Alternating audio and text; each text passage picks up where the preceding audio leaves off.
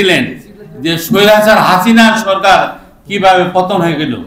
আল্লাহ ইচ্ছা করলে ওনাকে এই পতনের আগে নিয়ে যেতে পারতেন। আমি মনে করি আমাদের দেশনেত্রী বেগম খালেদা 3 বারে প্রধানমন্ত্রী হয়েছেন, এত করে ওনার মনে যত গর্ব বা গৌরবান্বিত আমরা হয়েছি তার চেয়ে বেশি গৌরবান্বিত হয়েছি উনি যে অত্যাচারে মিথ্যা মামলা স্বীকৃত হয়ে এই স্বৈরাচারী সরকারের সুস্থ শরীরে এবং মুক্ত অবস্থায় দেখে গেলেন কিভাবে স্বৈরাচার পতন হয়। আল্লাহ এই জন্য আমরা আল্লাহ পাকের হাজার শুকরিয়া আদায় করছি। একই সঙ্গে আমরা আশা করি আমাদের তারুণ্যের অহংকার ভারপ্রাপ্ত চেয়ারম্যান জনাব তারেক রহমান সাহেব অতি সত্বর আমাদের মাঝে হাজির হবেন। এইবার আশা করি আমরা আজকে যে ছাত্র বৈষম্য যে বৈষম্য আন্দোলন হয়েছে অত্যন্ত দুঃখের সাথে আপনাদের সামনে বলতে হচ্ছে যে এই কালিয়াতি উপজেলায় আপনারা জানেন এখানে যারা বিএনপি করেন এদের উপরে এত বেশি অবদান এই কালিয়াতি আছে বলে আমার জানা নাই।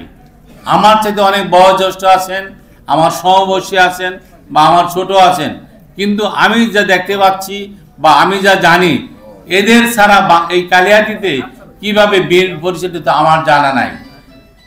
যিনি দায়িত্ব নিয়ে সহসাংসদ আজ এসেছেন এবং আপনাদের অত্যন্ত সম্মানের চোখে দেখি। আপনি বিএনপির হাইকমান্ড আপনাকে সহসাংগঠনিক সম্পাদক করেছে, আপনার দায়িত্ব শুধু এই কালিয়াতি নয়, ঢাকা বিভাগে প্রতিটা জেলা উপজেলায় কিভাবে সাংগঠনিক কাজ চালায়। আজকে আমরা খুবই গৌরবান্বিত হতাম যদি একই সাথে আমরা কাঁধে কাঁধ মিলে যারা এই বৈষম্য বিরোধী ছাত্র আন্দোলন করতে যারা মৃত্যুবরণ করেছেন তাদের পরিবার পাশে দাঁড়াইতাম, যারা আহত হয় তাদের পাশে দাঁড়াইতাম এবং বন্যায় যারা আক্রান্ত তাদের পাশে যদি আমরা দাঁড়াইতে পারতাম তাহলে আমরা খুবই গৌরবান্বিত করতাম। সে না করে আপনি এমন একটা কাজ করে যাচ্ছেন, আপনাকে বারবার তাগিদ দেওয়া সত্ত্বেও বিভিন্ন অ্যাঙ্গেলের থেকে বলা সত্ত্বেও আপনি আমাদেরকে কর্ণপাত করতেছেন না। কাজেই আপনাদের কাছে একটা অত্যন্ত আহ্বান জানাচ্ছি, আমরা এই অবস্থায় যে আমরা এতগুলো আপনার লোক বিএনপি করেন, বাংলাদেশ জাতীয় বিশ্বাসী মেজর জেনারেল জিয়াউর রহমান যিনি এই বাংলাদেশ জাতীয় পরিষদ 1 সেপ্টেম্বর প্রতিষ্ঠা করেছে, প্রতিষ্ঠা বার্ষিকী আমাদের সামনে চলে আসছে।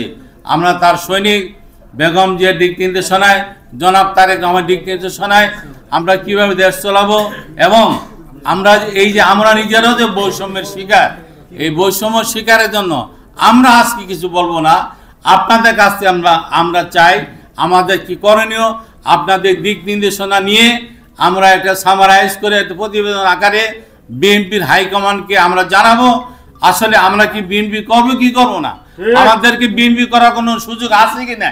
যদি বলেন তাহলে বলে দেন, আমরা খেটে খাওয়া মানুষ, আমরা রিক্সা চালাই, আমরা ভ্যান চালাই, সাধারণ মানুষ, আমাদের কোনো লোভ লালসা নাই, আমরা কোনো নমিনেশনের জন্য চাই না, আমরা কোনো পদের জন্য চাই না, কিন্তু আমরা বিএনপির স্বীকৃতি নিয়ে বিএনপির বেশ লাগাইয়ে এই দেশের খেদমতে কাজ করতে চাই, আমরা আর অন্য কোনো পদ চাই না। এই জন্য আপনাদের কাছ থেকে আমরা ফিডব্যাক চাই। আমি এই জন্য আহ্বান করছি সবাই যেসব এখানে বিএনপি সহ আমাদের 13টা ইউনিয়ন 2টা পৌরসভা মূল বিএনপির পাশাপাশি অঙ্গ সংগঠনে আছেন, প্রতিনিধি সংগঠনের পক্ষ থেকে একজন প্রতিনিধি হয়তো আমরা অনেকে আসবেন এই জন্য সুনির্দিষ্ট করতে পারি নাই কত আসবেন, কিন্তু আমাদের আশাতীত উপস্থিত হয়েছেন। আমি অত্যন্ত সংগঠিত আশা করব প্রথমেই আমাদের যে মূল সংগঠন যারা আমাদের উৎসব ব্যঞ্জন করেন সে ছাত্রদলের পক্ষ থেকে আমি সাবেক ছাত্রদলের আহ্বান যে আমাদের রাজশাহী, দিনাজপুর, পাবনা, সিরাজগঞ্জ, টাঙ্গাইল বন্যায় প্লাবিত হয়েছে এমন আমরা আশঙ্কা করতেছি, হয়তো আবার 2 দিনের মধ্যে আমাদের সবাইকে ঝাঁপিয়ে পড়তে হবে।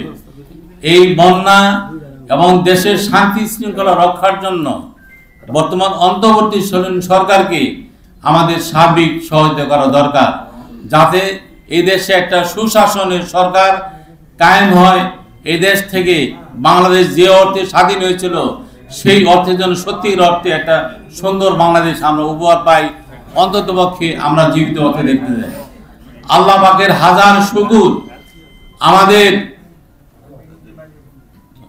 মাদার অফ ডেমোক্রেসি দেশনেত্রী বেগম খালেদা জিয়া সুস্থ শরীরে এবং মুক্ত অবস্থায় আল্লাহ পাক ওনাকে দেখাই